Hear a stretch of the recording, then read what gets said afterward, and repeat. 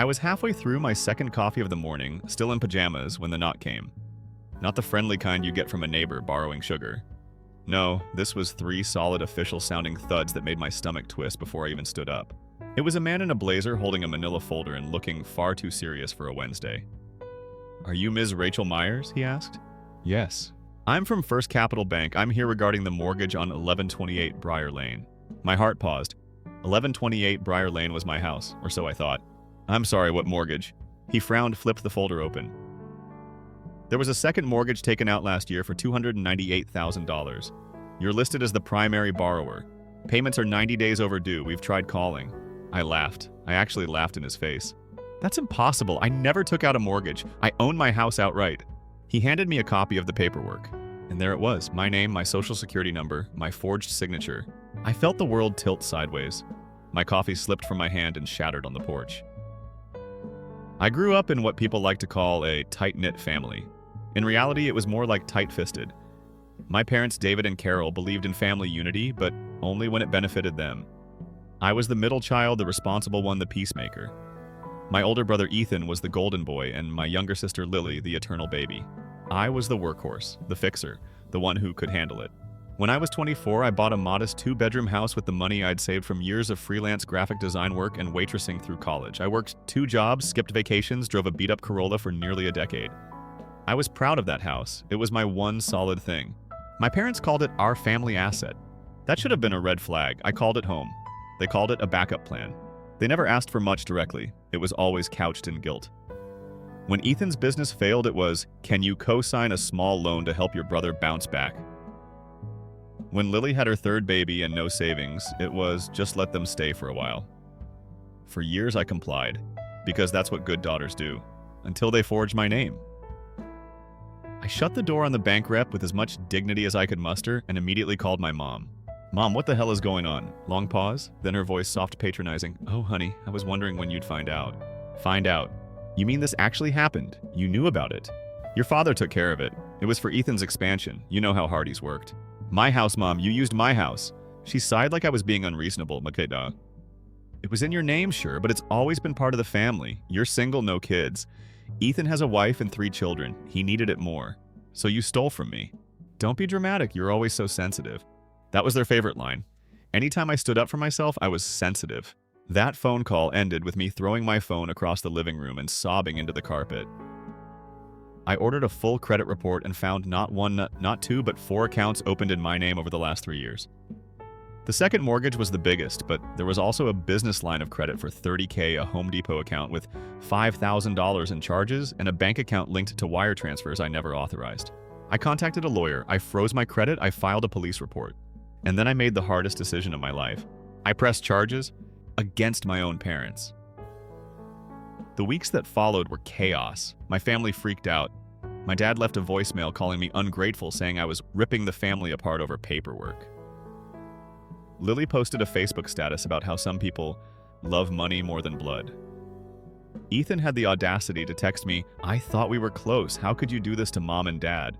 As if I had stolen from them. But I wasn't quiet anymore. I posted receipts, screenshots, the forged documents, the emails, the texts. I told the truth, and the internet responded. Some called me a hero, others called me a selfish daughter. But I wasn't looking for validation. I was looking for freedom. If you've never filed a police report on your own parents, let me tell you, it doesn't feel powerful. It feels like vomiting shame through a funnel while the cop on the other side raises one eyebrow and double-checks your ID.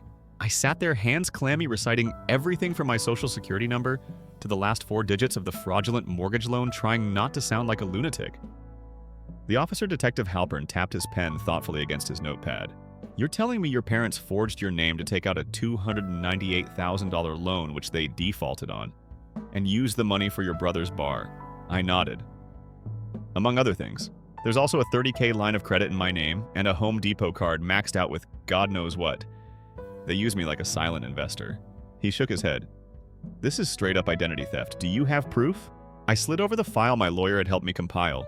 Scans, logs, email chains. Even a screenshot of a text my mom sent to Lily that said, "Rachel doesn't need the house right now. She's always been stable. It's just paperwork."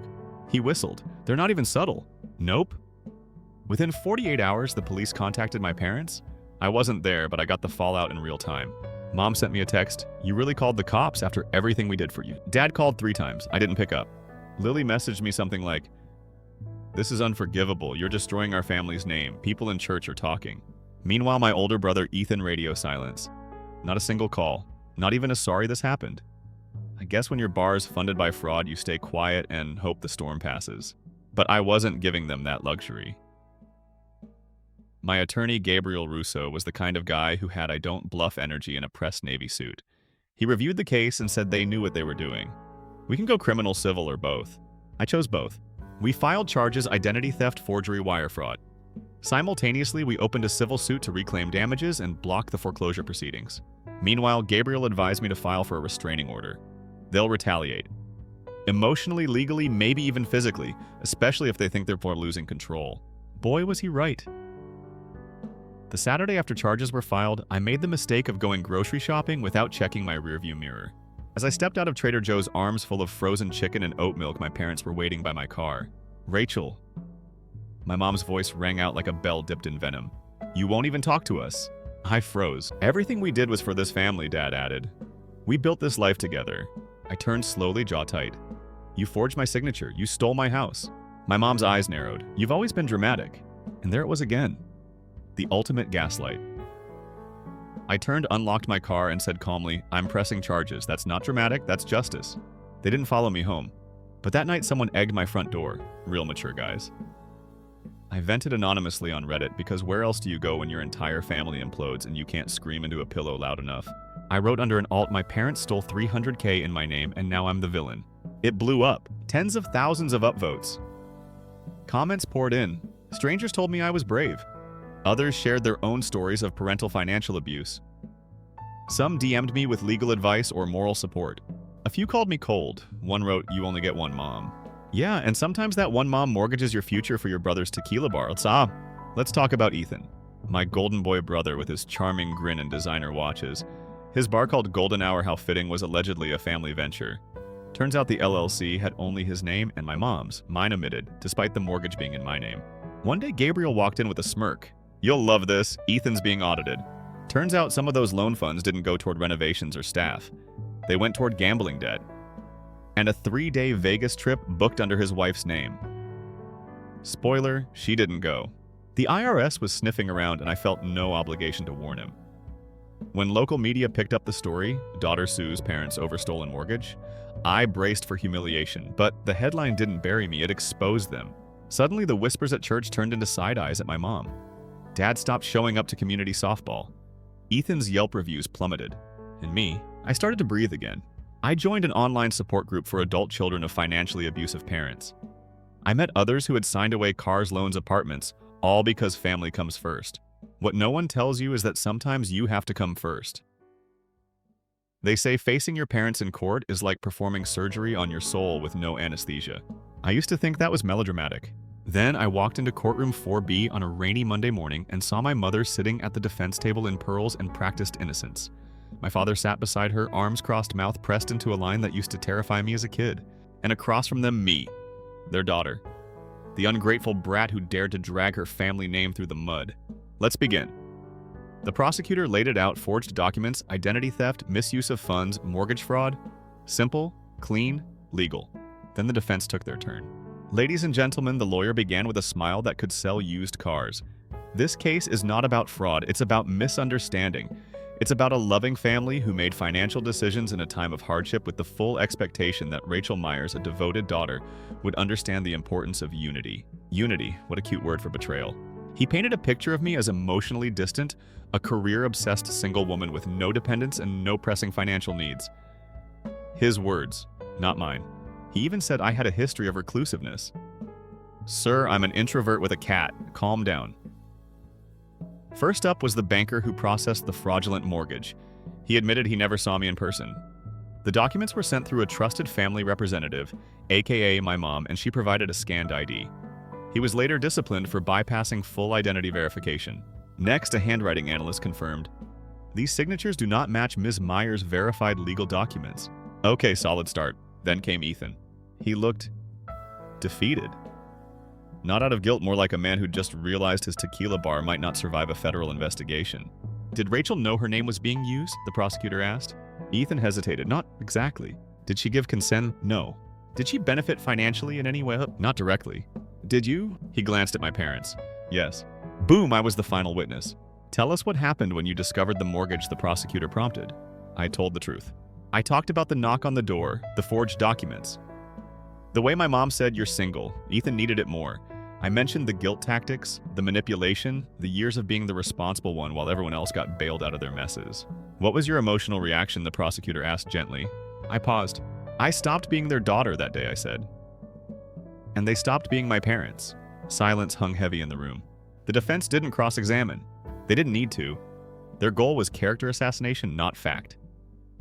You know, in courtroom dramas, when the doors swing open and someone gasps, that happened. Except the gasp was me, because the woman who entered was my aunt, my mom's estranged younger sister, Denise.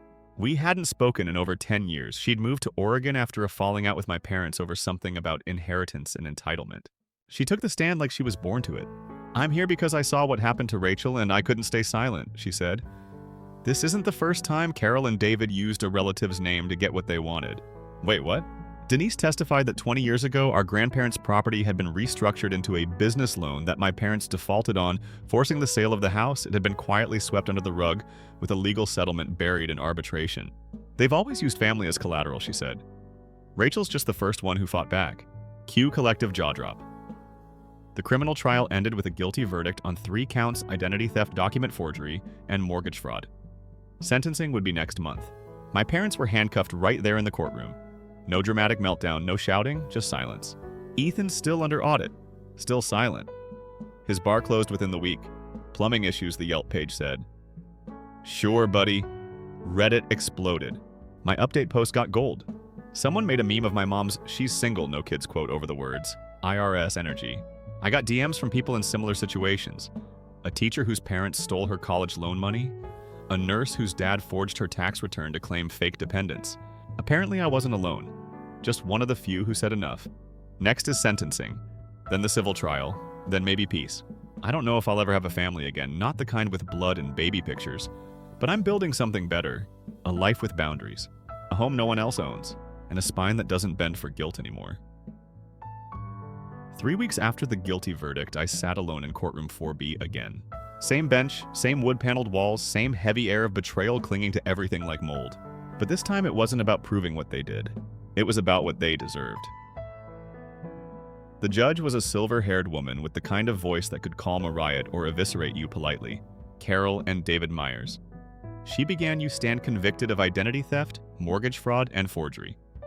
These are not merely financial crimes. These are crimes against the foundation of trust within a family. You could hear a pin drop. She continued.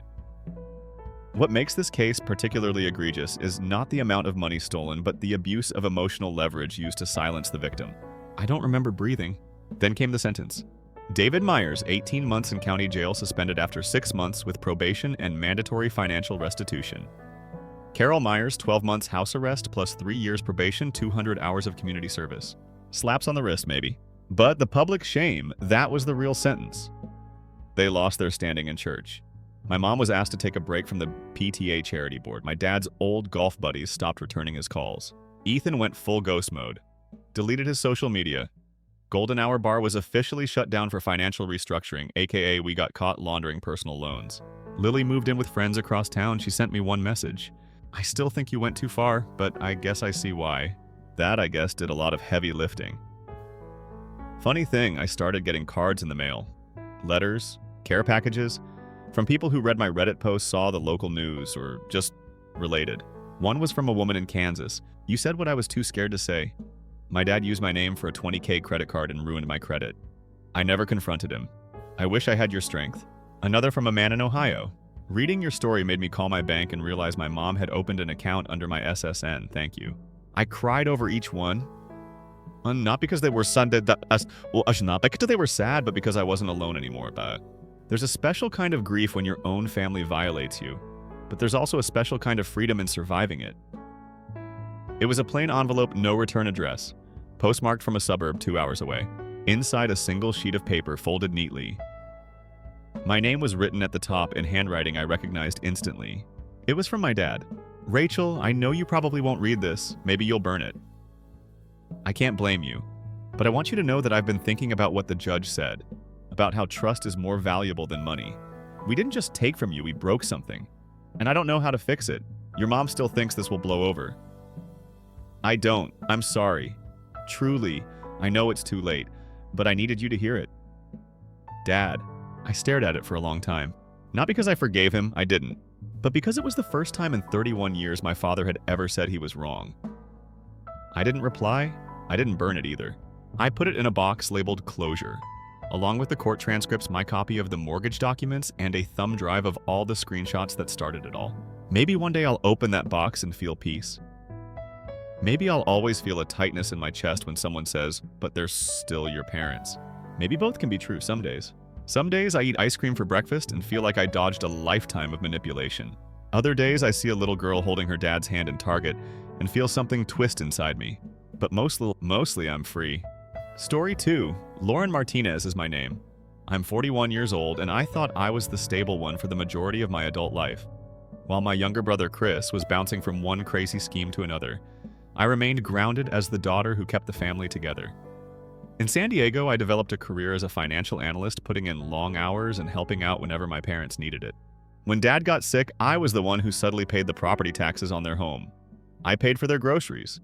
Without saying a word, I sent them a monthly transfer. Unexpected repairs, medical expenses, and a leaky roof. I addressed each one. I never desired recognition or a medal. Family is just like that, isn't it? However, everything was different. I was at their condo one Saturday morning in 2023 assisting Dad in going through old files after he finally acknowledged that he was no longer able to keep track of their paperwork. Dad slept soundly in his recliner while I sat at the kitchen table with a half-drunk mug of cinnamon coffee next to me, sunlight streaming through the sliding glass doors. I discovered it at that point. I froze when I saw the manila envelope with the last will and estate documents on it, a hand hovering over it. I don't like to pry. I haven't been. Something within me, though. I opened it out of curiosity or fear or both. My heart fell at that moment. Chris was going to get it all: the car, the condo, the retirement funds, and even a tiny lake cabin. All of my parents' possessions had been renovated with my assistance. The one person who had never carried a single burden was going to inherit every aspect of the life I had helped them maintain. Once my name appeared. One blank line. "We leave both of our children our love and gratitude." That was it. No justification. I had no appreciation for the tens of thousands of dollars I had spent the weekends I missed, or the vacations I had skipped. And Chris, who once drove Dad's car to Vegas for work and returned, broke. The same brother who disappeared for weeks after maxing out my credit card. He received everything. My hands were shaking as I sat there looking at those pages, my throat constricted. They were aware that they needed to understand what I had done for them. They had to recall how I kept their condo from going into foreclosure by spending 2 hours on the phone with the mortgage company, or how I paid for Mom's urgent dental surgery after their insurance denied the claim. How could they have forgotten? A few minutes later, my father, who had been totally unaware, shuffled into the kitchen. "Lauren, are you still going through those files?" His tone was light, as if we were discussing the weather when he asked. Grasping the folder, I glanced up from the well. "Was this what you wanted me to see?" Quietly, I asked. He stopped in the middle of his stride. For a brief moment, his face wavered. Then the sigh, the tired sigh I had heard since I was a child, came. Every time I posed a query, he was unwilling to respond. "It's complex," he stated. That was all. It's not an apology, not even a true justification. It only took 2 words to convey all the information I required. I got to my feet without a word, closed the folder gently, and walked out of the kitchen. No doors were slammed by me. I didn't shout. However, something inside of me exploded because I finally understood at that precise moment. They didn't value me as a daughter. They were leaning on me.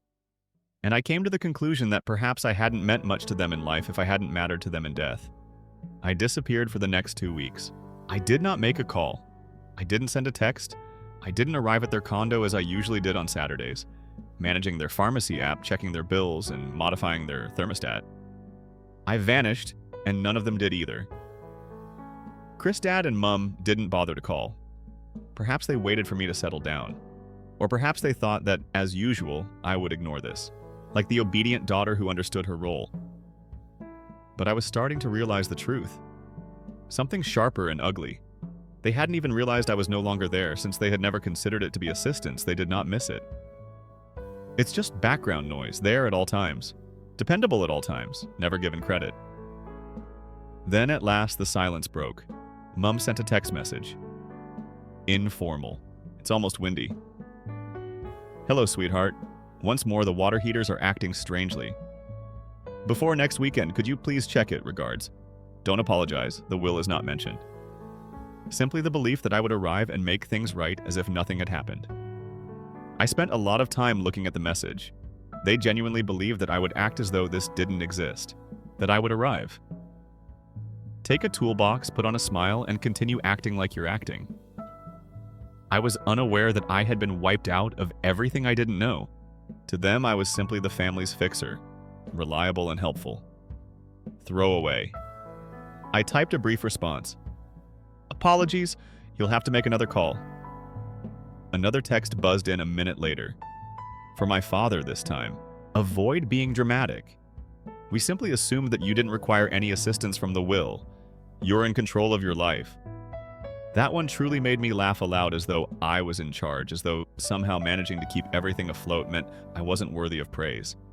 As if I couldn't find love because I was competent. Chris texted, of course, but I didn't bother to respond. Hello, sis. Mum claims you're behaving strangely. Can you relax? It's not a huge deal. My jaw tensed as I gazed at his message. Not a huge concern. He didn't think much of the fact that he was going to inherit the condo on which I had paid half the property taxes for almost 5 years. Next, make the tax payment. I returned fire. With a laughing emoji, he shot back, I can't afford that girl, that's what you do. The final puzzle piece finally fit together at that point. They believed that I already had everything I was meant to have, so they had never planned for me to inherit anything. Accountability, not appreciation, not respect as the ongoing obligation to bear their burdens silently and without protest. I made up my mind that evening. No more money, don't do any more favors, no more rushing to fix broken appliances or leaky pipes. A plumber could be called. Get a handyman, give Chris a call. When I'm not supporting the roof anymore, we'll see how far that inheritance goes. The guilt campaign began 3 days after I stopped responding. It started. Small, subtle. Even a voicemail from Mom that I ignored. Hi, sweetie. We're a little behind on the electric bill, not asking for anything, just thought you should know. Love you, right? Not asking, just announcing it. Like a cashier calmly telling you your card was declined. Waiting for you to pull out another one. Deleted it. Then Dad called. If you've ever been the silent backbone no one thinks, remain here and click the subscribe button. Because in the next part, you'll see how I finally decided to stop saving everyone but myself. This time I chose to ignore him. There was no message left by him. It was just a missed call. Sitting like a silent threat in my log, then, Chris. Chris blew it all open as was to be expected. Lauren, they're so worried. You know when Mum is under stress, her blood pressure rises. Please stop being selfish and have a conversation with them. Selfish, it was there. The word they used all the time, sharp and familiar like a blade. Before I began typing, I gazed at the screen for a full minute. Was it self-centered of me to spend all of my savings on Dad's medical bills? Or when I had to cancel my trip to Seattle in order to pay Chris's rent? Or the time you were away in Kabul and I missed work for 3 days in a row to assist Mum following knee surgery? I didn't press send, but I hovered over it. I finally realized it wouldn't matter, not because it wasn't true. Chris would never notice. My folks wouldn't listen. What I had done didn't matter to them, just what I hadn't been doing recently. And I hadn't been helpful lately. The water heater wasn't fixed by me, my regular grocery transfer had not been sent. I hadn't informed them of the due dates for property taxes. So I was slipping in their eyes. Additionally, the family mules riders become irate when it stops moving. The irony was that I no longer felt angry. I was finished. When they wrote me out of the will, they had already made up their minds. It's their last opportunity to say, we see you, you matter. I hefted furniture, balanced their accounts, bargained with insurance companies, and still managed to get to. But Chris, who never stayed more than a weekend, took over everything and posted gym selfies. The fine print of their estate plan states that they love you both equally. I was tired, and at last I was awake at night, but I wasn't selfish. Mum said, I hope you can live with yourself if we lose the condo. And what do you know, I could for the first time in my life. It should have been obvious to me that the silence would end. A week later, the front desk of my building rang while I was still in my pajamas and drinking some reheated coffee. "Hello, Miss Martinez. Two individuals downstairs claim to be your parents. They're requesting to appear." I nearly dropped the phone. What I didn't request any guess. "It's urgent," they said. With determination they look. I closed my eyes and took a deep breath that made me think I might swallow the entire floor of my apartment. "Don't let them go, please." "Flatly," I said, "inform them that I am not available." The desk clerk said, "Will do." They are quite insistent, even though he sounded uncomfortable. They were, of course. After 10 minutes, the texts began to come in. "Mum Lauren. We're on the lower level. Go ahead and open the door." 5 minutes later. "Dad, all we want to do is talk. Be sensible." Chris then added his voice, as was to be expected. "You're really keeping your mother waiting, Lauren. What's the matter with you? What's the matter with me?" Nothing. The fact that they still believed that unexpectedly knocking on my door would magically erase the fact that they had cut me off from the legacy I had held together was the problem. The problem was that they were unable to comprehend. There was no tantrum here. This provided closure.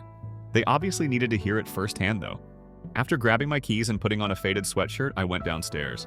Dad was stiff and unreadable, his arms folded tightly across his chest, and Chris was standing next to them like a cocky little lawyer ready to haggle. Mum, wearing pearl earrings, looked delicate but sly, as though she had been practicing tears on the ride over. I said nothing at all. I pushed the lobby door open just enough to keep people from entering. Mum was the first to speak, her voice trembling. "Let's just have 5 minutes, sweetheart." "Equally," I said. "All you need is money." She looked as though I had slapped her. "That's unfair," she muttered. "Leaving your daughter against your will is also not an option." I fired back. "We'll call it even." Dad's mouth tightened. "We're not here to quarrel." "No, I mentioned that you came here in the hopes that I would have to pay your bills again out of guilt. However, I'm no longer doing that." Chris sneered. "Keep me out of this." I yelled, "Oh, you're already in it. Everything was yours, including the condo and the savings. Why then am I still supposed to tidy up the mess?" There was no response, so nobody responded. My arms were folded against the doorframe. "You taught me that family was synonymous with love. Leverage, it turned out. And you're afraid now that you have nothing left to protect me." Mom's lip quivered. Dad looked at the ground. Chris whispered, "You're exaggerating." I grinned. "I'm not being dramatic," I said. "I'm being finished." I then shut the door behind me. Not another scene. No more haggling, no more acting like you're someone you're not. I chose myself for the first time in my life. I ought to have realized it wouldn't end at my house. The campaign of smears started by Monday morning. Not in private or via text, but in the one spot my mother still held in high regard: Facebook. A vague post on her timeline was the first step. The child who forgets you first is sometimes the one you love the most. This family has broken hearts, thank you for the prayers, accompanied by an old picture of the four of us and a crying emoji. Chris, my parents, and I grinning during a planned and funded family beach outing. I barely blinked as I gazed at it. The comments followed. "You two were wonderful parents. I apologize. Some children simply lose sight of their origins. Ours was raised correctly." "I'm grateful." Dad added his own version by lunchtime. "Gave a daughter all the things she required. I assumed she would take care of us when we grew old. Rather, when we most needed her to twist the knife, she turned away." I was tagged by him. The world was being told to leave them, portraying me as ungrateful, cold, and self-centered, the antagonist in a narrative. They had entered their victim story. Naturally, Chris then joined in. He shared a filtered picture of himself on the condo balcony next to his mother. Mom's eyes gleamed with unshed tears as her face half turned. The caption, "This is not fair," to her. Not one of them does. But since that's what family means, I'll continue to be there. No names, no outright charges. Enough clues were left for everyone to identify the bad daughter. I looked incredulously at my phone. I hadn't said anything. The will was never shared. I never shared screenshots. However, they lacked such self-control. They desired pity. They desired allies. Above all, they sought to dictate the story. Okay, no longer. I took a seat that evening and started writing my own post. Not very dramatic, not sentimental, just the facts. While my family made this a public spectacle, I remained silent. I won't go into every detail, however, this is what I will say. While my brother gave nothing, I provided financial support for my parents for 5 years. I paid their property taxes, but I also fixed their appliances and bought groceries. I did it because I loved you, not expecting anything in return. I never once expressed gratitude. Then I unintentionally found out that I had been written against their will. Chris was going to get it all. No dialogue, no justification. They made up their minds, I had now made mine. To cease being employed. To cease paying for love that I had never really experienced. If they think I'm selfish because of that, then so be it. But I won't say I'm sorry for keeping my peace, and I'm not going to let guilt stop me.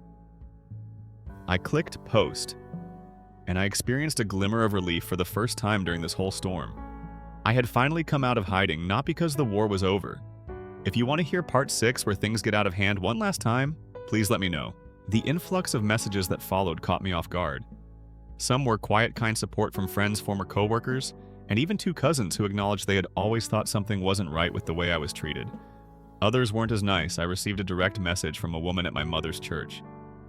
I'm not sure what's going on with you and your family, but it's not appropriate for good daughters to act in such a way. Chris was also far from done.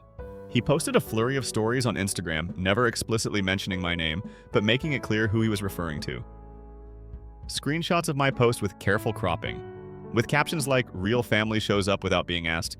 Pictures of him embracing our parents surfaced. Some people believe that having money improves them. It makes them colder, I believe. Then a screenshot from Venmo. Love doesn't skip payments, so a $1,000 transfer marked for mom and dad was made. The comments came flooding in.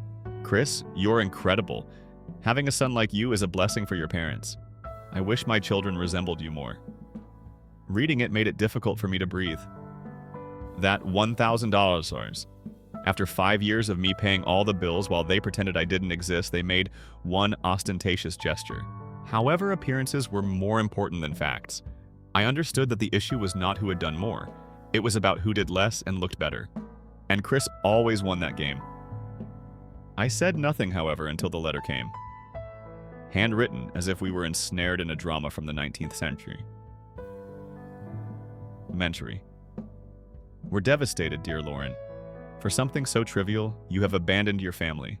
Your actions leave a mark, but you can change your will. You have to issue a public apology until we can proceed. For our own emotional health, we're severing ties. I was done putting my sanity at risk, but they wanted me to apologize for being honest. My family was not lost to me. I broke free from a system that was never intended to help me. I now understand that loyalty is not blood. There are no conditions on love. Peace is also expensive, worth every step though. Not all tales have happy endings. Sometimes it comes down to self-choice. Please subscribe here and leave a comment if this story speaks to you. You are always welcome, and we speak the quiet truths. Story 3, you can call me Janelle Ortiz. I'm 42 years old and a former corpsman in the Navy. Additionally, I have been a trauma medicine instructor at the Naval Medical Center in San Diego for the past 3 years. I've worked under tarps, battling desert winds, felt the tremor of helicopters above makeshift field hospitals, and witnessed blood mixed with saltwater spray. Between trembling fingers, I've pinched bleeding vessels. I have transported Marines through sun-sucking smoke. I've held strangers steady until help came and whispered goodbye to siblings I couldn't save. However, I'm still seen by my family as the girl who remained unmarried for too long. The one who traded deployments and body armor for baby showers and brunches. Matching dish towels didn't settle down the daughter. Or, as I pulled out my chair at dinner last Christmas, give my mom something to write about on Facebook. After taking a quick look at the ribbons on my dress uniform, my mother muttered loud enough for everyone in the room to hear. "Honey, you're just being brave. You're not a hero for that." Not even the mashed potatoes had been distributed yet. I didn't recoil. Not even blinking. You learn how to prevent facial cracking from years of experience in triage zones. My sibling laughed into his iPad. My dad sighed and shifted the conversation. I swallowed everything after taking a sip of my cold peppermint coffee. My pride, my stories, and the growing desire to yell. They never inquired about my whereabouts. Since no one was around to pin it on, they were unaware of the evacuation near Marja or the commendation they mailed me. They didn't know. I once used a torn shirt, a pen casing, and silent prayers to keep a sailor alive. I wasn't a medic at that table. I wasn't even a scarred woman. The only inconvenience was me. The holiday photo was too good for them to crop out. I grinned as a result. As I have done for years, I reminded myself while silently chewing my ham. You are invisible to them. It's because they never tried, not because you're invisible. Another person saw me 8 months later at a gala aboard the USS Midway. Someone whose handshake garnered media attention. I wasn't called worthless by him. He gave me another name. The real story started at that point. It's tire dust from someone else. I turned off the engine and kept my hands on the steering wheel while I stared at the porch light outside my parents' Chula Vista home, blinking as if it was undecided. That day, I wore my dress blues. Crisp folds, spit was shining on the shoes. Ribbons arranged in neat rows, it was the only thing that still felt like me, not for show or to start a quarrel. Before I even knocked, the door opened. My mother looked out, her gaze immediately falling on my uniform. "Oh, you wore that?" she asked. "No, hi there." No embrace within. The dining table was set up with a faded red tablecloth, swaying chairs, and the same chipped serving platter they'd had since I was a child. The air smelled of polite tension and nutmeg. My father said, "You know you're not on base anymore," after emerging from the den and glancing at my uniform. I nodded quickly. "It still fits." Louis, my brother, walked in with his watch on his wrist and his shirt buttoned down, worth at least a month's worth of my combat salary. "Look who's here then," he said, greeting an underling with a manager-style shoulder slap. "G.I. Jane of the Navy reporting for dinner." I took a quick look at the table's place card. T's or Petty Officer J, not daughter, not Janelle. Simply rank like a stranger who has been politely invited. We began dinner with a prayer giving thanks to God for our family health and wise decision-makers. Smiles remained subtle as turkey slices were passed around and strained. Louis began by discussing the recent acquisitions made by his venture capital firm. During her cruise to Ensenada Book Club, my mother spoke. After reciting the story of his 9-hole game with a retired governor, my father cleared my throat and started telling them about a young boy named Rafi. He was caught in a blast outside Helmand when he was 8 years old. His chest rose like a caged bird as I discovered him pinned beneath metal. To get to the LZ, I carried him 2 miles. Half on sheer fear, half on muscle. The pain forced him to smile crookedly. My mother interrupted me as I was saying that I hadn't even reached the point where I made a makeshift chest tube out of a pen. "Sweetheart, let's avoid discussing war during dinner." As if I had never spoken, she returned her attention to her green beans. The ensuing quiet was more dense than any dust storm. I put my feet down. The stuffing even seemed critical. Under a sky so bright it hurt my eyes, I sat by myself on the patio that night. I heard laughter coming from inside. Sincere, deep laughter. The kind that only those who are not burdened can handle. And I came to a realization at that very moment. As their table's ghost. Not collapsed, not gone, only invisible. We learned to wait for orders from them, despite the chaos, regardless of the cries. First orders. That's how you made it through. Have faith, right up until Marja. I had deployed 3 times. I'd seen enough by then to know better. I had pieces. Fingerprints were erased by the intense burn of collapsed lungs. I developed the ability to speak steadily. When the communications became shrieks, when the earth trembled like a stormy ocean. Someone yelled, "Corpseman," as if it were their final words. We had been sent to assist a convoy of civilian aid that had deviated from its intended course close to Saigon. Poor maps. Bad luck. Everything had descended into chaos by the time we arrived. Mothers yelling into the smoke-burning cars, children scurrying under twisted rebar and cement fragments in search of air pockets. Attempting to wait for the medevac chopper with one arm while applying pressure to his wound with the other, my team leader was already down through his thigh. Then I caught sight of her. Perhaps a girl of 9 or 10. One arm was limp at her side and her cheeks were streaked with dust and blood. She was holding something wrapped in cloth as she knelt behind a toppled produce cart. I went without hesitation or permission. Static squawked from the radio. Then came the directive. No. Avoid going up to civilians. Not sure. Adversaries. Remain in your place. I was unable to hold. In a matter of seconds, I was at the girl's side, slipping on my knees through glass and debris. Her gaze locked with mine. Dark and huge. Not for herself, but terrified. The bundle in her arms, a baby hardly moving, a tiny chest fluttering like a bird's wing, kept her eyes from leaving it. I started by checking the baby. The pulse. Core of thready skin. Living but malnourished. There was an improper bend in the girl's forearm. She remained conscious even though her ribs most likely cracked. "You're safe," I whispered in halting Pashto. "I've got you." She didn't cry. Simply nodded. I attempted to call in evac coordinates. Quiet. I then covered them both with my navy jacket and ran over 150 meters of open terrain. A crack of rounds went by my ears. My trauma bag's strap broke under one bullet. Dust again splattered on my boots behind a smoking MRAP, a Marine set-up cover fire. My lungs were burning. I continued even though my ribs felt like splintered wood. We arrived at the MRAP and discovered a stretcher inside. We brought them under control. Both made it out alive. I did too, Eldam. I was hit by shrapnel in the middle of a sprint, which resulted in 2 fractured ribs, a concussion, and a row of stitches running along my hip. If you're curious about what transpired following the medevac's departure and how a single unanticipated event altered everything, read on. Remain here and click the subscribe button. My story is not yet finished, and some battles follow you home. The first words I heard when I awoke in the field hospital weren't. Regards, indeed they were. Next time, do as you are told. I only received an official reprimand. I wasn't demoted. Refusal to follow orders in combat, interpretation. She is careless. A folded scrap was later tucked under my cot. No name. There were only 6 words written in faded pencil. 2 souls are still alive. Due to you, a faint fingerprint in dried blood at the bottom. That scrap has remained with me ever since. I need to remember why in a life that is based on obedience, not for any medal or the opportunity to boast. There are times when it's only right to break the rules.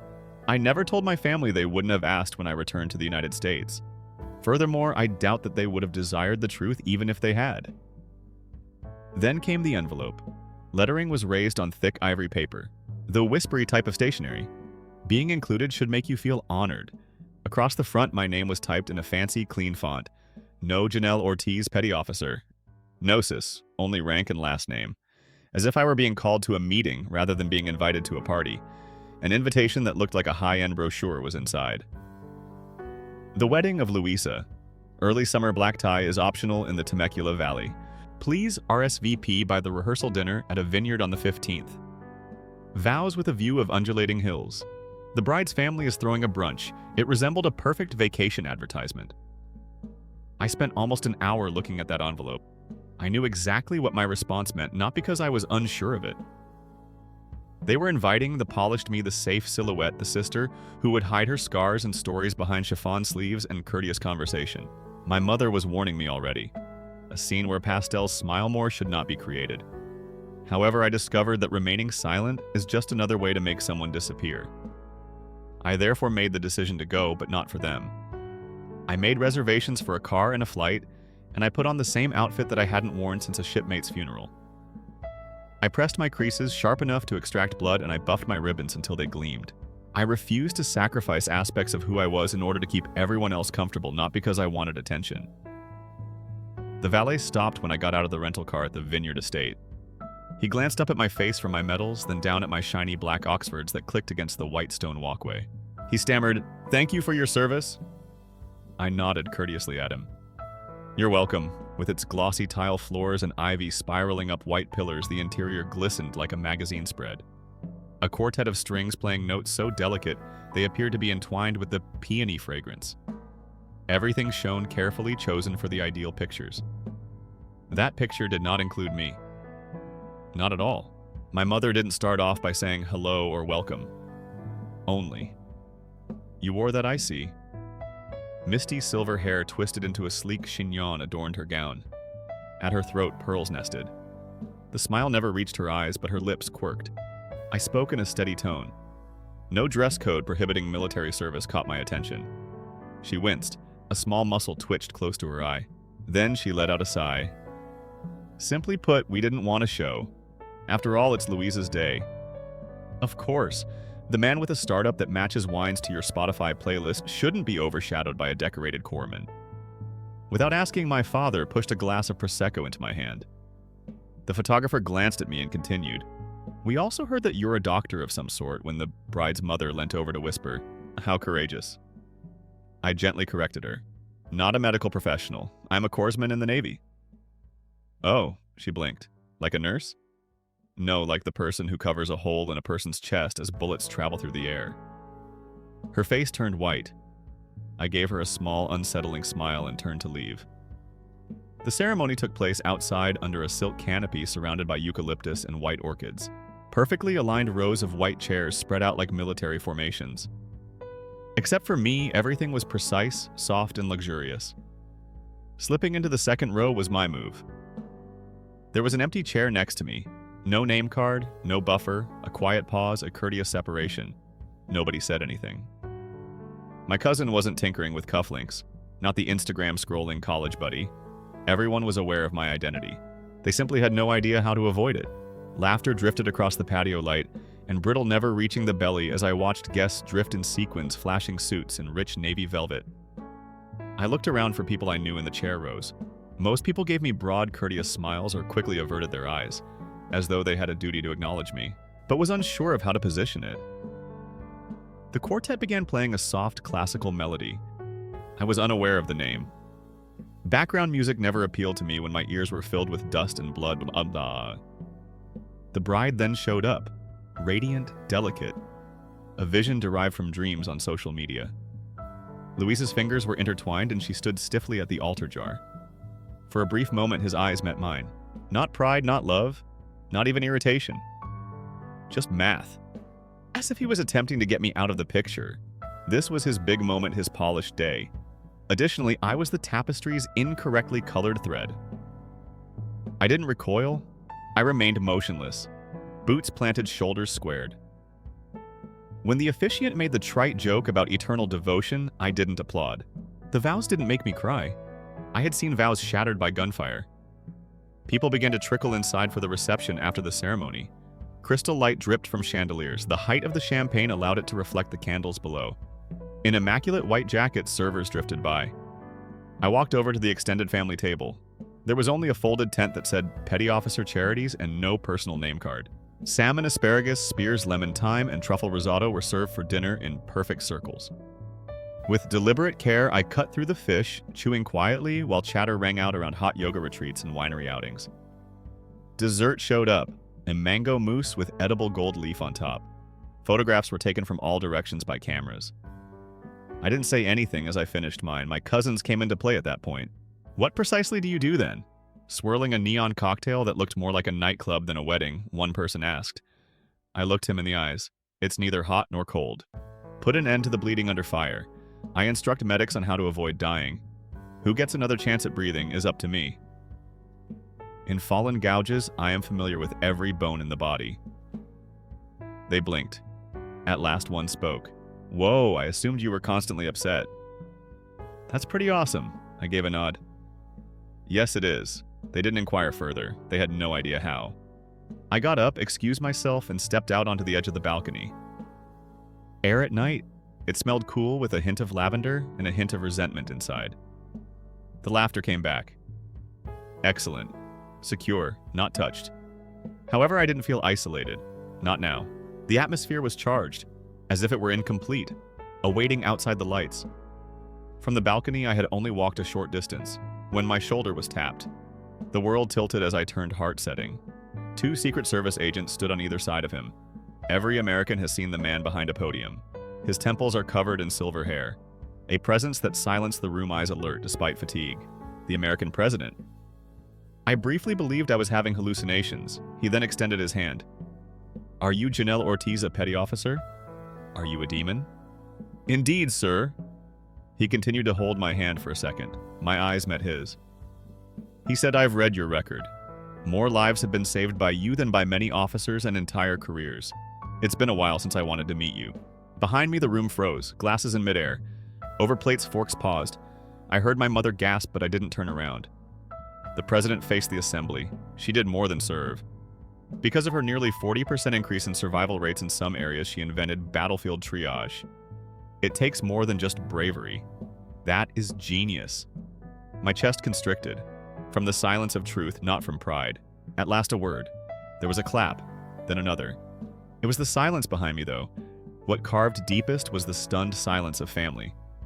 The president bent in closer. There will be a call shortly. Your kind of mind is what we need. Then he vanished. A family photo was later requested by the photographer. Out of habit, I took a step back. But we need you in the spotlight, he said. So under a velvet sky, I moved forward and stood between Louis and my mother. Everything changed when the flash went off, because I realized now that I was never worthless, just invisible. At last, I caught a glimpse of myself, if my tail touched a nerve. Please leave a remark below. Share your struggles, triumphs, and special moments with me. Not visible, we're never alone, let's remember that. Also, if you ever feel unimportant, still take a proud stance, tell the truth. Because you are valuable, I assure you. All you're doing is waiting to be noticed. Story 4, I must tell you something very essential, Mom. Abby abruptly broke the news in the fall of her final year of college.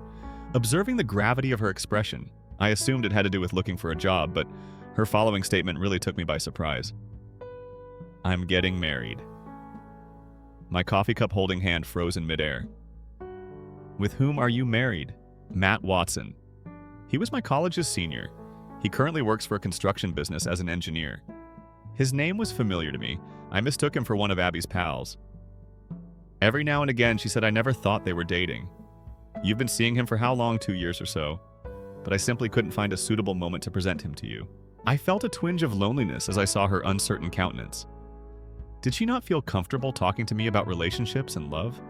I felt bad for being so preoccupied with my work that I overlooked Abby's heart's transformation. We will shortly meet his parents. Do you want to accompany me? Naturally. I had no justification for refusing. As her mother, it was my responsibility to be present at such a significant time in my daughter's life.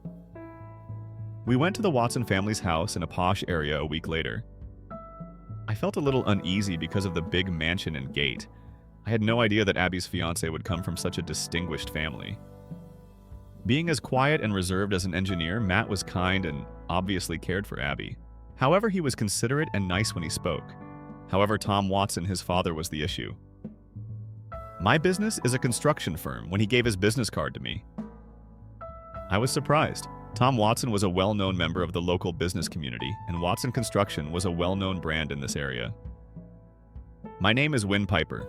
Home management services is what I do. I thought so, Tom remarked, nodding gratifiedly. My card was not requested by him. He was obviously uninterested. Having to raise a child by yourself must have been difficult. It must be difficult to be a single mother. However, you should feel more safe now that Matt is here to help Abby. I noticed at once the sympathy in his remarks as well as the contempt he felt for me. I had been reduced to a charity case in his eyes. His kid had stepped forward. One day, Matt will take over the business. Although I appreciate his decisions, I had always hoped he would wed someone from a more fitting background. You and Miss Piper won't have to worry about your living situation any longer because Abby seems like a wonderful girl. His tone implied that I was in dire need of money and that this marriage was my salvation. In addition, I've heard that home services are really popular right now, but ultimately they're simply another name for housework, isn't it? Not exactly a company, it's more like a pocket money generating pastime. His remark was blatantly disparaging of my work. Beside him, I saw Matt seemed pallid. That's Dad. Avoid becoming involved with this. I'm simply talking from personal experience here. Tom went back to me, Miss Piper, after silencing his kid. I'm just being honest, even if it might have sounded harsh. Women working is wonderful in my opinion. Let's face it though, it has its limitations. After lighting a cigar, he continued. In fact, I've recently developed an interest in a home service provider. Do you know what Piper Services is? I shook my head silently. It was founded by an inexperienced housewife. She was fortunate. It's amateur hour at its heart, albeit I guess it's expanded in size. Inadequate handling of cash flow. Not a strategic hire. Poor marketing. A perfect example of leadership driven by emotion. Tom seemed quite proud of himself as he smoked his cigar. According to my study, it brings in several $1 million a year, but its profit margins are pitiful. Benefits for employees are excessively substantial. Feelings, not reason, are driving it. Matt made a valiant attempt to talk to Dad about Piper's services. Keep quiet, I said. Tom spoke louder. Now I'm talking. Once more he turned to face me. Miss Piper, you might not find this important, but because you work, you should know that there are obvious issues with female-led businesses. First, an inability to think rationally and an excessive susceptibility to emotion. The second is the incapacity to make difficult choices, too forgiving toward workers. Third, there is no long-term plan. I listened in silence. Anger was seething within of me. However, I kept it to myself. If I were in charge of the business, I would cut back on wasteful spending and only retain critical employees. Additionally, I could double or even treble the revenue with the right marketing plan. He gazed down at me while setting the cigar on the ashtray. It may be first resisted by the women who formed it. After all, women are sensitive, but they will soon see the sense in what I'm suggesting. Otherwise, the business will eventually fail. Then Matt's voice trembled as he said, "One of our largest clients is Dad Piper Services. What do you say?" "How could you say that about one of my firm's biggest clients?" Tom cut his son off.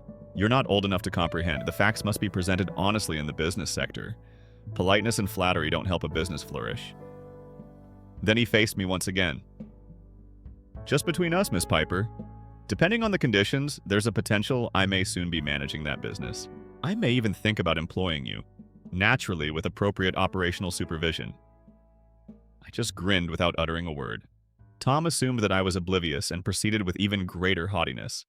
"Miss Piper, I know you can't understand all of this, but that's the way business is. Emotions cannot guide your decision-making. You examine the figures that you effectively handle. Men are in a better position there." Despite Matt's obvious embarrassment, I gave him a little shake of the head. "Not quite yet. Now is not the time.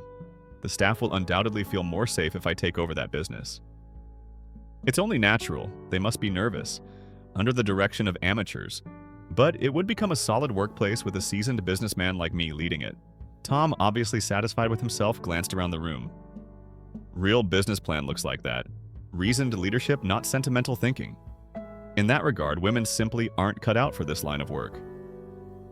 "Thanks for the lesson," I smiled in response.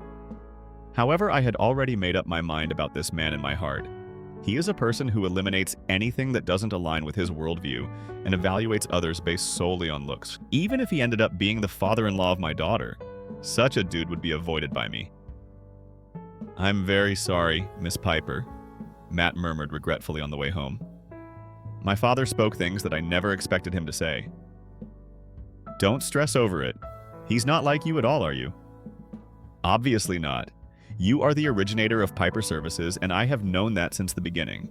All of my company's cleaning is done by your company. Abby told me everything, and you have my utmost respect."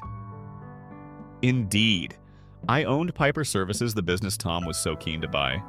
Furthermore, he was unaware that the founder was seated just in front of him. Abby also talked uneasily. "My father-in-law said something terrible, Mom.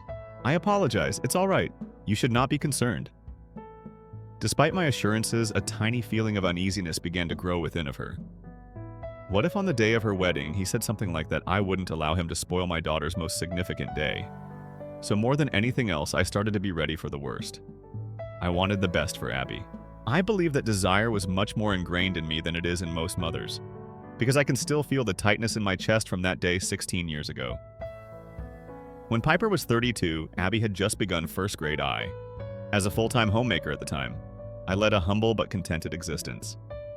Miss, are you when Piper was on the phone with the cops? Ben, my spouse, had been involved in an automobile accident. One phone call and he was dead. Our tranquil existence was utterly upended. I was plunged into a maelstrom of government documents, insurance paperwork, and funeral preparations. A ton of bricks of reality struck. My husband's money had been the foundation of our lives, but it broke apart. Life insurance was available, but it wasn't even close to being secure when I took Abby's future and the mortgage into account. When will Daddy return home? Mommy Abby's one inquiry was the final straw for me. I would do whatever it takes to keep her safe. Nobody could take away her future, in my opinion. Early morning janitorial labor was the first job I came upon. From 5 to 8 in the morning, cleaning office buildings. I could be home before Abby woke up throughout the day, even if the money was meager. I accepted a part-time position at a nearby grocery.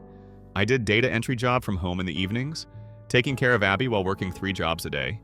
I think I slept for 4 hours every night. I was so tired at times that I almost passed out. However, Abby said in a lovely manner, "Good job today."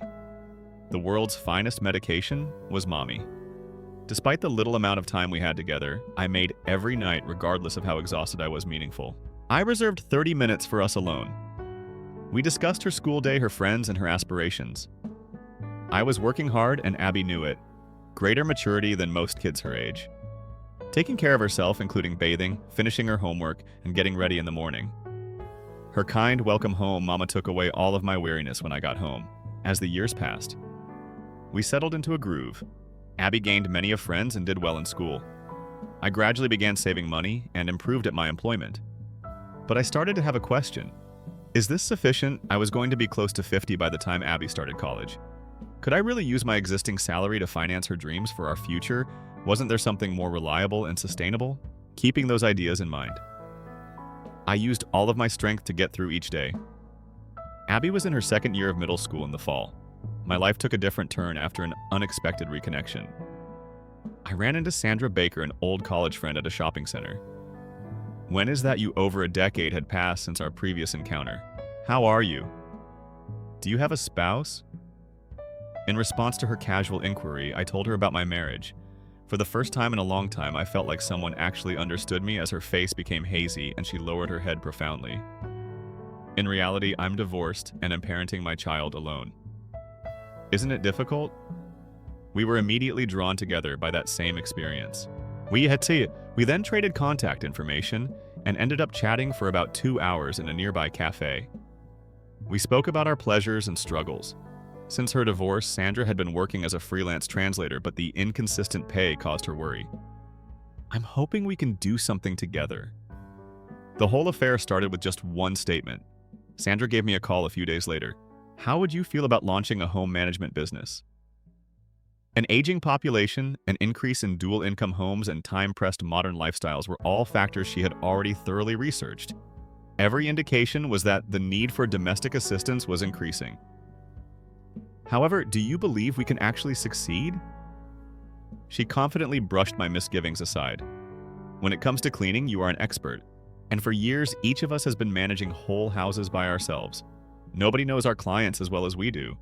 Those who lack strength time or breathing room, we have experienced it. She was correct. I combined the practical knowledge of a full-time mother with the technical abilities I had acquired from my cleaning work. More significantly, we had everything to gain and nothing to lose. We began modestly.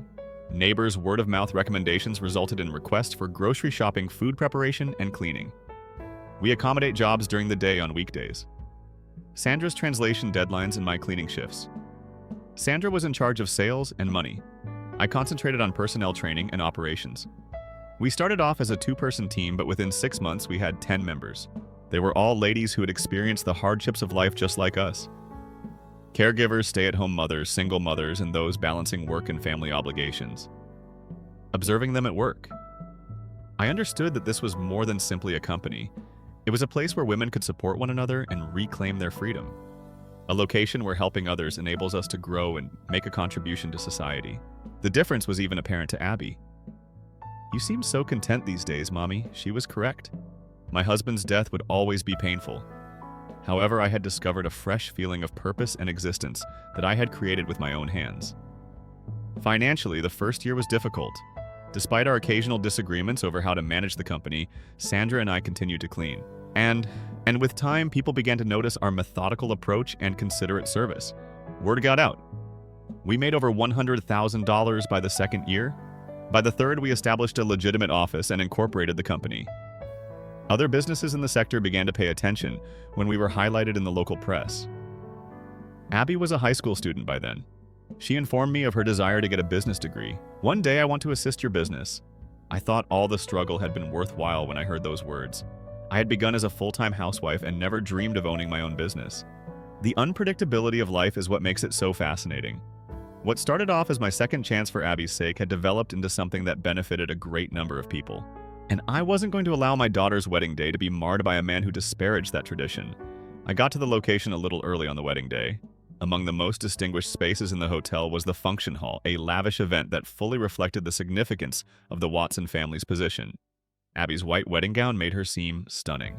I was standing there staring at her. I was feeling quite emotional. The young child I had once cradled in my arms had developed into an incredible lady. I'm grateful for everything, Mother. Taking my hand, Abby said, all of my sacrifices felt worthwhile when I was in her loving embrace. I sat in the back as the ceremony started. A lengthy line of distinguished visitors from industry and politics sat on the Watson side. Only my close pals were on our side. Despite the sharp contrast, I didn't mind. Abby's pleasure was all that mattered. Following the ceremony, the toast was followed by the reception. Speeches were due. It was Tom Watson who got up first.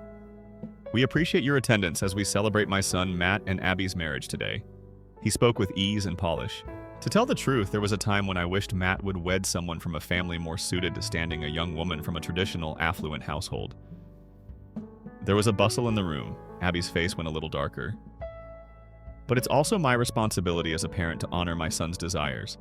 Abby is a lovely, compassionate young woman who has overcome the terrible circumstances of growing up with only one mother to win over a man like Matt.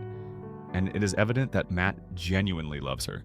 For women who are raised without privilege and frequently learn how to win a man's heart, that is no minor accomplishment.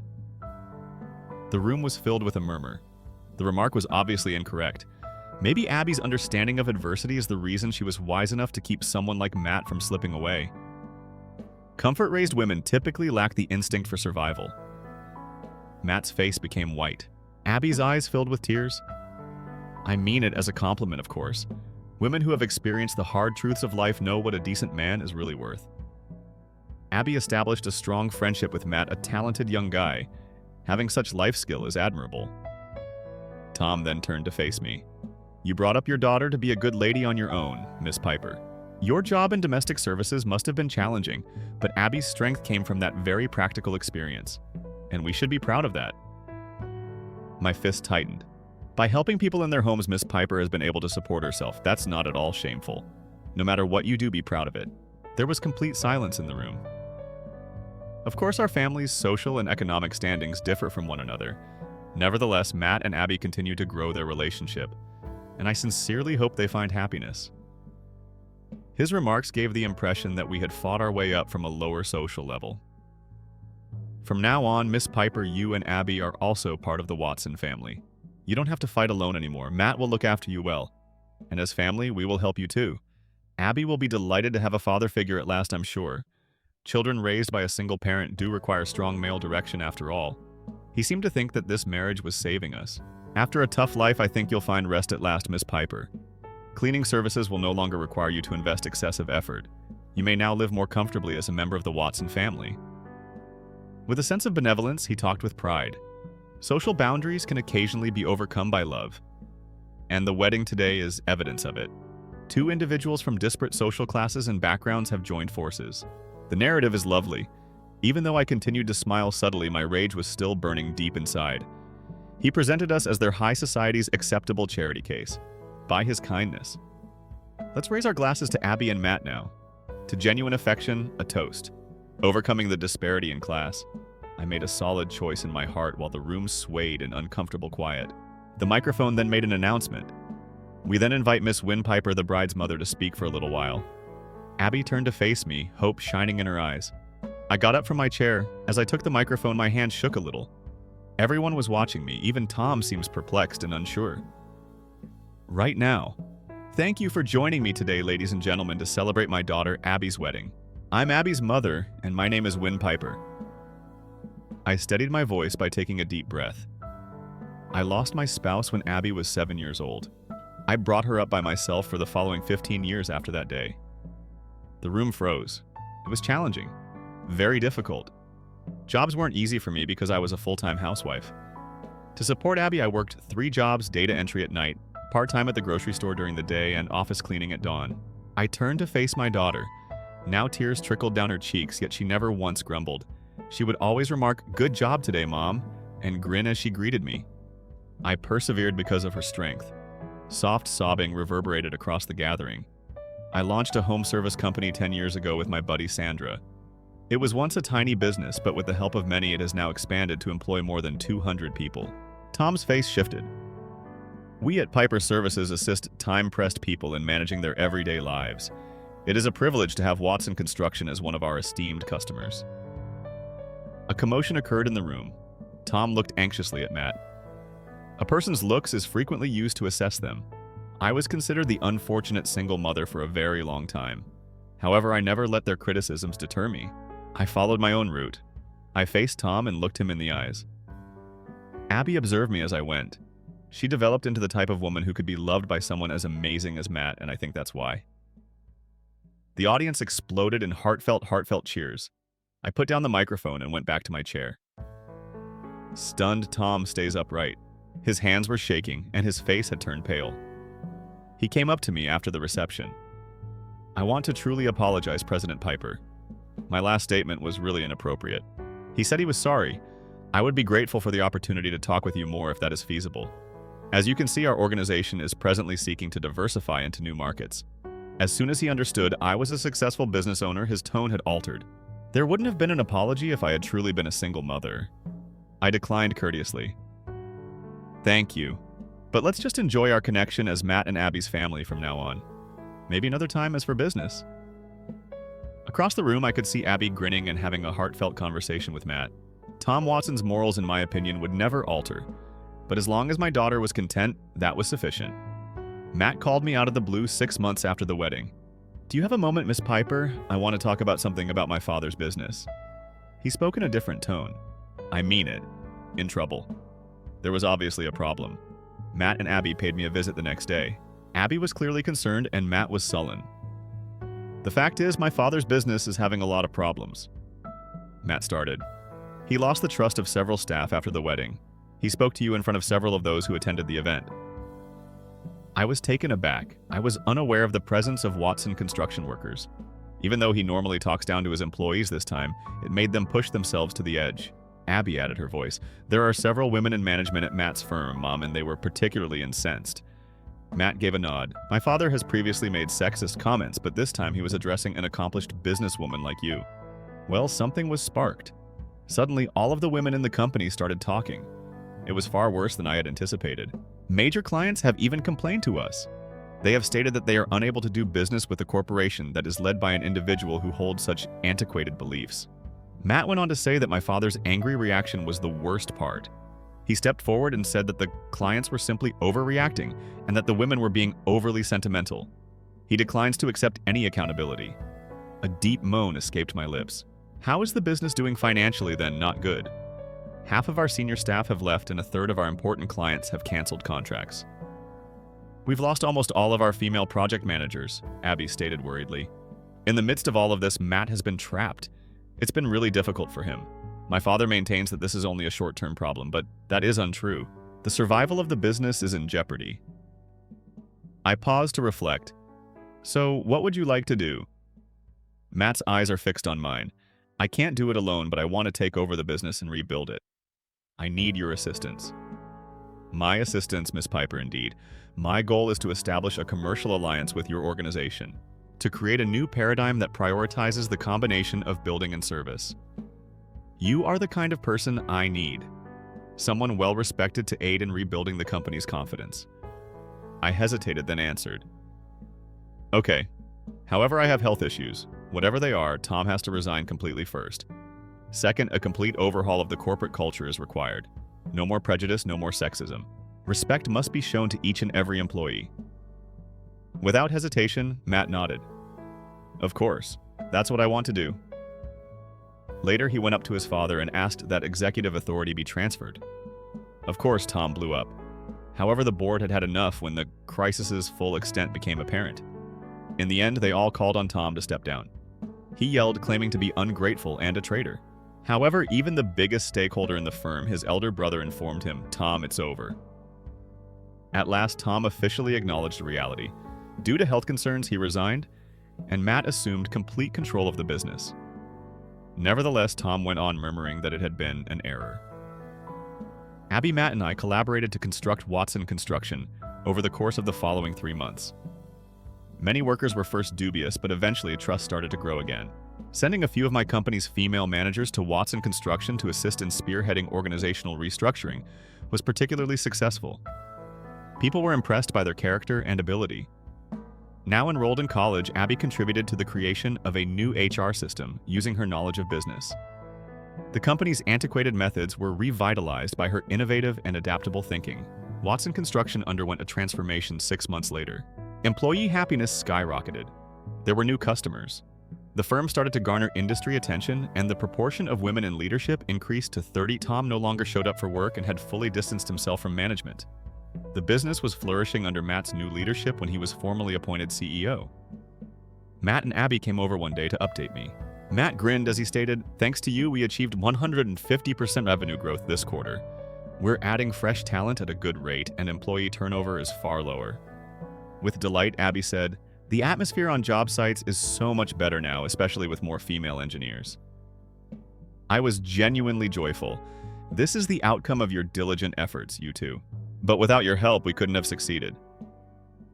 Thank you so much, Miss Piper. Matt remarked. How did your father's situation go? Abby paused a little when I asked. We don't do much of it. Only a couple of formal dinners every year, not much more. Matt gave a nod of assent. We won't allow him to return to the firm even though he still won't acknowledge his mistake. We'll do the bare minimum as a family, but nothing more. I got it. Sometimes maintaining peace requires maintaining a certain distance. I think that sounds correct. You two simply go on their separate paths. Abby and Matt extended their hands and clasped them. It seems like the struggles they endured together had strengthened their relationship even more. People can change, I thought, as I looked out the window, but you can't make someone change if they don't want to. The most important thing is to walk with and encourage people who choose progress. Tom Watson's pride and intolerance had cost him dearly. However, Matt and Abby were constructing a brighter future after learning from his errors. And I believed that riches and titles don't truly reflect one's value. It is based on respect, decency, and the ability to get back up after a setback. I think that's what true value is.